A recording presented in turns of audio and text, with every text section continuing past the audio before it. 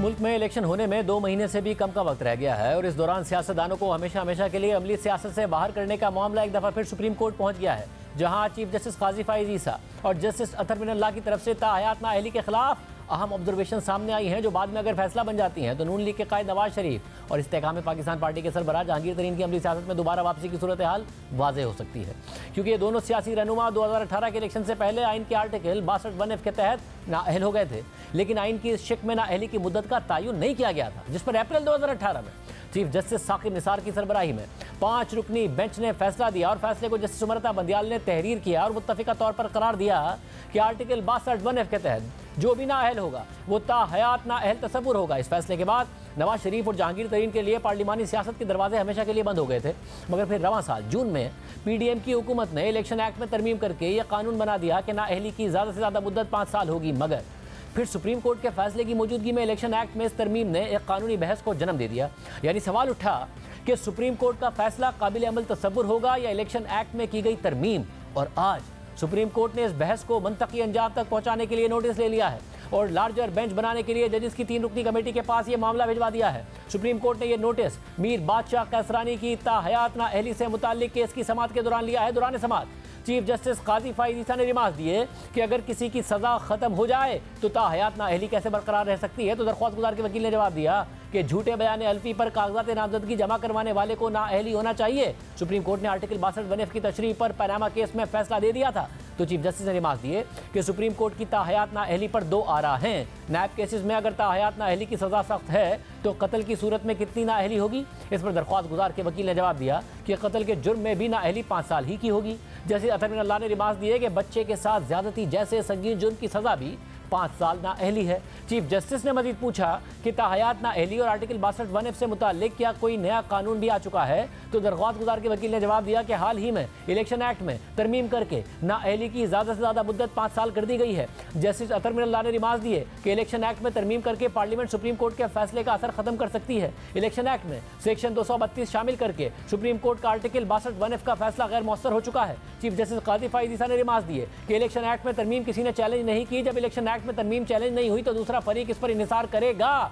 Election act में article 232 शामिल करने से तो ताहयात नाअहली का तसव्वुर खत्म हो गया है। इंतखाबात सर पर हैं। रिटर्निंग अफसर, इलेक्शन ट्रिब्यूनल और अदालतें इस मकमसे में रहेंगी कि इलेक्शन एक्ट पर इन्हिसार करें या सुप्रीम कोर्ट के फैसले पर इन्हिसार करें। जस्टिस अतर मिनल्लाह ने रिमार्क दिए कि इलेक्शन एक्ट का इतलाक मौजूदा इंतखाबात पर होगा। इलेक्शन एक्ट में सेक्शन 232 की शमूलियत के बाद ताहयात नाअहली से मुताल्लिक तमाम फैसले गैर मौसर हो गए हैं। चीफ जस्टिस ने रिमार्क दिए कि आर्टिकल 62(1)(f) के तहत नाअहली की मुद्दत पर आइन खामोश है। आर्टिकल 63(1)(g) में पाकिस्तान की तबाही करने वाली की नाअहली भी 5 साल है। आर्टिकल 63(1)(h) में अखलाकी जराइम पर नाअहली 3 साल है। शादी के वक्त जिन शराइत पर रिश्ता देते हैं वो पूरी ना हो तो शादी खत्म तो नहीं हो जाती।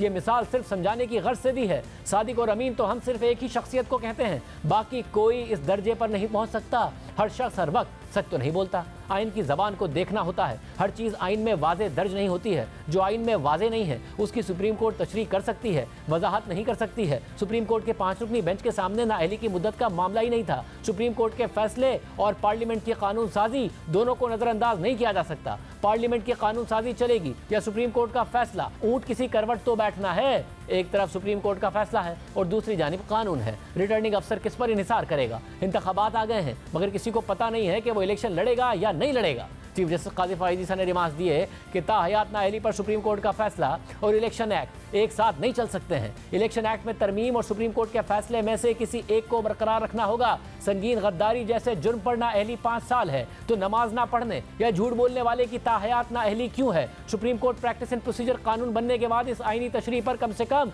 5 जजेस का बेंच बनना चाहिए। चीफ जस्टिस काजी फाइज ईसा ने एडिशनल अटॉर्नी जनरल से पूछा कि ताहयात नाअहली से मुताल्लिक वफाकी हुकूमत की राय क्या है, तो उन्होंने जवाब दिया कि वफाक की ये राय है कि इलेक्शन एक्ट का सेक्शन 232 सुप्रीम कोर्ट के फैसले से बाला है। इसके बाद सुप्रीम कोर्ट ने आज की समाअत के हुक्मनामे में लिखवाया कि एडिशनल अटॉर्नी जनरल के मुताबिक इलेक्शन एक्ट का सेक्शन 232 सुप्रीम कोर्ट के ताहयात नाअहली के फैसले से बाला होगा। दरख्वास्त गुजार के वकील के मुताबिक सुप्रीम कोर्ट ताहयात नाअहली की तशरीह कर चुकी है, जबकि वकला के मुताबिक इलेक्शन एक्ट की सेक्शन 232 को चैलेंज नहीं किया गया। आइंदा इंतखाबात में इस मामले से रिटर्निंग अफसरान को कन्फ्यूजन होगी। रिटर्निंग अफसरान इलेक्शन एक्ट पर इन्हिसार करे या सुप्रीम कोर्ट के फैसले पर। यह मखमसा जमहूरियत के लिए ठीक नहीं है, ये भी खदशा है कि इलेक्शन ट्रिब्यूनल और अदालतें गैर ज़रूरी मुकदमेबाजी में फंस जाएंगी। एडिशनल अटॉर्नी जनरल के मुताबिक ये आईनी तशरीह का मामला है और लार्जर बेंच के सामने मुकर्रर होना चाहिए। नाअहली से मुतालिक ये मामला बेंच की तश्कील के लिए जजेस की कमेटी को भिजवाया जाता है। अटॉर्नी जनरल और तमाम एडवोकेट जनरल्स को मावनत के लिए नोटिस जारी किया जाता है। इलेक्शन कमीशन को भी नोटिस जारी किया जाता है। इस दौरान एडिशनल अटॉर्नी जनरल ने जब यह कहा कि मुल्क में इस वक्त बेयकीनी की सूरत हाल है तो जस्टिस अतहर मिनल्लाह ने रिमार्क दिए कि अटॉर्नी जनरल साहिब, आपने ये बेयकीनी वाली बात दोबारा नहीं करनी। इंतखाबात 8 फरवरी को ही होंगे। गैर यकीनी की बात करने वाला तौहीन अदालत का मुर्तकिब होगा। सुप्रीम कोर्ट ने अपने हुक्मनामे में मजीद लिखवाया कि मौजूदा केस को इलेक्शन कमीशन समेत कोई भी इंतखाबात में ताखीर के लिए इस्तेमाल नहीं करेगा। इसके बाद सुप्रीम कोर्ट ने मामला जजेस की कमेटी को भिजवा दिया और साथ ही अटॉर्नी जनरल और तमाम सूबाई एडवोकेट जनरल्स को नोटिस जारी कर दिए और कहा कि केस की समाअत जनवरी 2024 में होगी, यानी ये केस नवाज शरीफ और जहांगीर तरीन के सियासी मुस्तकबिल का तयन करेगा। वाज़ेह रहे कि पनामा स्कैंडल के 3 केसेस में से एवनफील्ड रेफरेंस में इस्लामाबाद हाई कोर्ट से नवाज शरीफ की बरियत हो चुकी है, जबकि फ्लैगशिप रेफरेंस इसलिए खत्म हो गया क्योंकि नैब खुद से ही नवाज शरीफ की बरियत के खिलाफ अपनी दरख्वास्त की पैरवी करने से पीछे हट गया और ट्रायल कोर्ट के फैसले के खिलाफ अपनी अपील वापस ले ली, जिसके बाद अब सिर्फ अल अजीजिया रेफरेंस रह गया है, जिस पर नवाज शरीफ के वकील ने पहली ही समाअत में दलाइल मुकम्मल कर लिए थे और कल नैब के प्रोसिक्यूटर ने दलाइल देने हैं। और अगर इस केस में भी नवाज शरीफ को रिलीफ मिल जाता है तो उनके लिए 8 फरवरी को इलेक्शन में हिस्सा लेने का रास्ता मजीद हमवार हो जाएगा, लेकिन फिर भी सुप्रीम कोर्ट का ताहयात नाअहली का फैसला उनके रास्ते में रुकावट बन सकता है। इस सूरत हाल में सुप्रीम कोर्ट ने ताहयात नाअहली से मुताल्लिक आज जो नोटिस लिया है वो बहुत अहम हो गया है। दूसरी तरफ बानी पीटीआई इमरान खान के खिलाफ आज तोशाखाना केस और गैर शरई निकाह केस में अहम समाअत हुई। डिस्ट्रिक्ट एंड सेशन कोर्ट ने इमरान खान और बुशरा बीबी के खिलाफ गैर शरई निकाह का केस काबिल समाअत करार देते हुए उन्हें नोटिस जारी कर दिए हैं, जबकि इस्लामाबाद हाई कोर्ट ने इमरान खान की तोशाखाना केस में सजा का फैसला मुअत्तल करने की दरख्वास्त पर फैसला महफूज कर लिया है।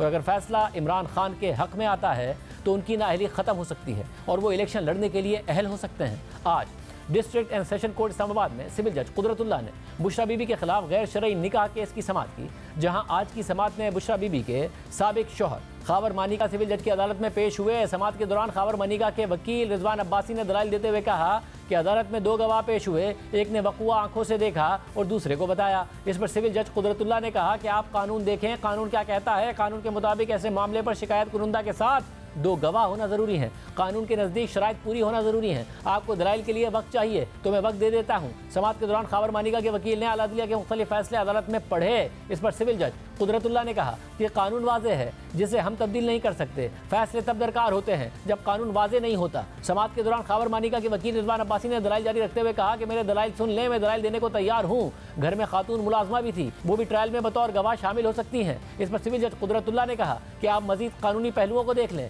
फिर दलाइल के लिए आ जाएं। अदालत ने समाअत में कुछ देर का वक्फा किया, जिसके बाद रिजवान अब्बासी ने केस काबिल समाअत होने पर अपने दलाइल मुकम्मल कर लिए, जिस पर सिविल जज कुदरतुल्लाह ने उनसे कहा कि आप कानून को देख लें, कानून 496B के हवाले से क्या कहता है। खावर मानिका का बयान आप देख लें, कुछ भी नहीं बयान में। कानून के मुताबिक शिकायत कुरुंदा के साथ 2 गवाहान लाजिम है। 2 गवाहान खावर मानिका को मिलाकर तो बन गए ना। इस पर खावर मानिका के वकील रिजवान अब्बासी ने कहा कि 496B को ट्रायल के स्टेज पर देख लेंगे। इस पर सिविल जज कुदरतुल्लाह ने कहा कि 496B का फैसला करें। समाअत के दौरान खावर मानिका के वकील ने इमरान खान और बुशरा बीबी को नोटिस जारी करने की सदा की, जिस पर सिविल जज कुदरतुल्लाह ने कहा कि खावर मानिका को आधा शिकायत कुरुंदा और आधा गवाह तो नहीं बना सकते ना। इस पर रिजवान अब्बासी ने कहा कि निकाह ख्वाह भी मौजूद है, चशमदीद गवाह भी मौजूद है और सुनने वाला भी मौजूद है। आज की समाअत में अदालत ने इस केस को काबिल समाअत करार देते हुए फरीकैन को नोटिस जारी कर दी और दफ़ा 496B के तहत इमरान खान और बुशरा बीबी को नोटिस जारी कर दिया। अदालत ने हुक्म दिया कि इमरान खान अडियाला जेल में हैं, उनकी ई-अटेंडेंस कराई जाए, जबकि बुशरा बीबी ज़ाती हैसियत में अदालत में पेश हुए। कहते हुए अदालत ने इस केस की समाअत 14 दिसंबर तक मुलतवी कर दी, जबकि आज पेशावर हाई कोर्ट ने इंट्रा पार्टी इंतखाबात से मुतालिक इलेक्शन कमीशन को PTI के खिलाफ केस में हतमी फैसला जारी करने से रोक दिया है।